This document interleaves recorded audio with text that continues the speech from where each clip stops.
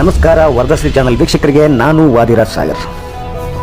ನಾವು ಬುದ್ಧಿವಂತಿಕೆಯಿಂದ ಜಾಣ್ಮೆಯಿಂದ ಯೋಚನೆ ಮಾಡಿದರೆ ಮಾತ್ರ ಜೀವನದಲ್ಲಿ ನಾವು ಅಂದುಕೊಂಡದನ್ನು ಸಾಧಿಸಲು ಸಾಧ್ಯ.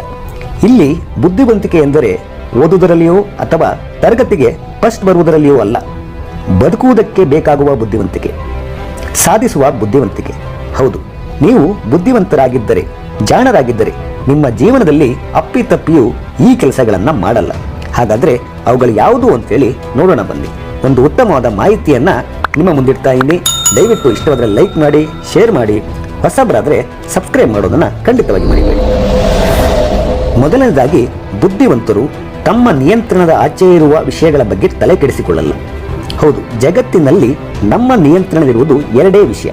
ಒಂದು ನಮ್ಮ ಆಲೋಚನೆ, ಇನ್ನೊಂದು ನಮ್ಮ ಕೆಲಸ. ಇದನ್ನು ಹೊರತುಪಡಿಸಿ ಜಗತ್ತಿನಲ್ಲಿ ಇರುವುದೆಲ್ಲ ನಾನು ನಿಯಂತ್ರಿಸುತ್ತೇನೆ ಅಥವಾ ಎಲ್ಲವೂ ನಾನು ಹೇಳಿದ ಹಾಗೆಯೇ ಆಗಬೇಕು ಎನ್ನುವುದು ಬುದ್ಧಿವಂತರ ಲಕ್ಷಣವಲ್ಲ. ಅದು ಮೂರ್ಖರು ಮಾಡುವ ಕೆಲಸ. ಎರಡನೇದು, ನಿಮ್ಮ ಪವರನ್ನು ಯಾರಿಗೂ ಕೊಡಬೇಡಿ. ಅಂದರೆ ಒಬ್ಬ ವ್ಯಕ್ತಿಯ ಮೇಲೆ ನೀವು ಅವಲಂಬಿತರಾಗಿದ್ದರೆ ಅವರು ನಿಮಗೆ ಇಷ್ಟ ಆಗುವ ಹಾಗೆ ನಡೆದುಕೊಳ್ಳಬೇಕು. ನೀವು ಹೇಳಿದ್ದನ್ನು ಮಾಡಬೇಕು ಅಥವಾ ಅವರು ಹೇಳಿದ್ದನ್ನು ನೀವು ಕೇಳಬೇಕು. ಆದರೆ ಬುದ್ಧಿವಂತರು ಇಂಥ ಕೆಲಸವನ್ನು ಎಂದಿಗೂ ಮಾಡುವುದಿಲ್ಲ. ತಮ್ಮ ಕೆಲಸದಲ್ಲಿ ತಮಗೋಸ್ಕರ ತಮ್ಮ ಸಾಮರ್ಥ್ಯವನ್ನು ಮೀಸಲಿಡುತ್ತಾರೆಯೇ ಹೊರತು ಬೇರೆಯವರ ಮೇಲಲ್ಲ. ಮೂರನೇದು, ಬುದ್ಧಿವಂತರು ಎಲ್ಲರನ್ನೂ ಖುಷಿಪಡಿಸುವುದಕ್ಕೆ ಪ್ರಯತ್ನ ಪಡಲ್ಲ. ಹೌದು, ಕೆಲವರು ಸಾಮಾನ್ಯವಾಗಿ ನನಗೆ ಹೇಗಾದರೂ ಪರವಾಗಿಲ್ಲ, ಬೇರೆಯವರು ಖುಷಿಯಾಗಿರಬೇಕು ಅಂತ ಯೋಚನೆ ಮಾಡುತ್ತಾರೆ. ತಮ್ಮ ಕೆಲಸವನ್ನು ಬಿಟ್ಟು ಬೇರೆಯವರ ಹಿತಕ್ಕಾಗಿ, ಅವರ ಉಪಕಾರಕ್ಕಾಗಿ ಹೋಗುತ್ತಾರೆ. ಆದರೆ ಸಾಕಷ್ಟು ಬಾರಿ ಇದೇ ಅವರಿಗೆ ಮುಳುವಾಗುತ್ತದೆ. ನಾಲ್ಕನೇದು, ಬುದ್ಧಿವಂತರು ಬೇರೆಯವರ ಬೆಳವಣಿಗೆ ನೋಡಿ ಉರ್ಕೊಳಲ್ಲ.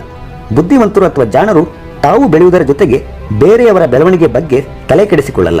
ಅಯ್ಯೋ, ಅವರು ಉದ್ಧಾರ ಆದ್ರಲ್ಲ ಅಂತ ನೊಂದುಕೊಳ್ಳಲ್ಲ. ಬದಲಾಗಿ ಅವರ ಯಶಸ್ಸನ್ನೇ ಮಾದರಿಯಾಗಿ ಇಟ್ಟುಕೊಳ್ಳುತ್ತಾರೆ. ಅವರಂತೆ ಮುಂದುವರಿಯಲು ಪ್ರಯತ್ನ ಪಡುತ್ತಾರೆ. ಐದನೇದು, ಬುದ್ಧಿವಂತರು ಕಳೆದು ಹೋದ ಸಮಯದ ಬಗ್ಗೆ ಯೋಚನೆ ಮಾಡಲ್ಲ. ಹೌದು, ಕೆಲವೊಮ್ಮೆ ಸಮಯ ನಮ್ಮ ಕೈ ಮೀರಿ ಹೋಗಿರುತ್ತೆ. ಏನಾಗಬೇಕು ಎಂದು ಕೊಳ್ಳುತ್ತೀವೋ ಅದು ಆಗುವುದೇ ಇಲ್ಲ. ಹಾಗಂತ ಆ ಸಮಯ ಕಳೆದು ಹೋದ ಮೇಲೆ ಅದರ ಬಗ್ಗೆಯೇ ಯೋಚನೆ ಮಾಡುತ್ತಿದ್ದರೆ ಫಲ ಏನು ಬಂತು? ಅದರ ಬದಲು ನಾವು ಈಗ ಏನು ಮಾಡಬೇಕು ಅದರ ಬಗ್ಗೆ ಯೋಚನೆ ಮಾಡಬೇಕು. ಬುದ್ಧಿವಂತರು ಮಾಡುವುದು ಇದನ್ನೇ. ಈ ಎಲ್ಲ ಮಾಹಿತಿಯನ್ನು ನೋಡಿದ ಮೇಲೆ, ಈ ಎಲ್ಲ ಅಂಶಗಳನ್ನು ಕೇಳಿದ ಮೇಲೆ ಜೀವನದಲ್ಲಿ ಇವೆಲ್ಲ ಅಳವಡಿಸ್ಕೊಬೇಕು ಅಂತ ನಿಮ್ಗೆ ಅನಿಸ್ತಾ ಇದೆಯಾ? ಯಶಸ್ಸು ಖಂಡಿತವಾಗಿ ಸಿಗುತ್ತಾ ಇದ್ರ ಮೇಲೆ ಅನ್ನೋದನ್ನು ನೀವು ನಮಗೆ ಹೇಳಿ. ಯಾಕಂದರೆ ಬುದ್ಧಿವಂತರು ಆಗಬೇಕು ಅಂದರೆ ಈ 5 ಅಂಶಗಳನ್ನ ಅಳವಡಿಸ್ಕೊಬೇಕು ಅನ್ನೋದು ನಮ್ಮ ಅನಿಸಿಕೆ. ನಿಮ್ಮ ಅನಿಸಿಕೆಗಳನ್ನು ಖಂಡಿತವಾಗಿ ನಮ್ಮ ಜೊತೆ ಹಂಚ್ಕೊಳ್ಳಿ ಅಂತ ಹೇಳ್ತಾ, ಕಾರ್ಯಕ್ರಮ ಇಷ್ಟವಾದರೆ ಲೈಕ್ ಮಾಡೋದನ್ನು, ಶೇರ್ ಮಾಡೋದನ್ನು ಮರಿಬೇಡಿ ಅಂತ ಹೇಳ್ತಾ ಮತ್ತೆ ಸಿಗ್ತೀನಿ. ನಮಸ್ಕಾರ.